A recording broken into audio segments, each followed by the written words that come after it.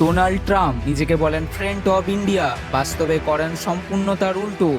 that India would have a true friend in the White House.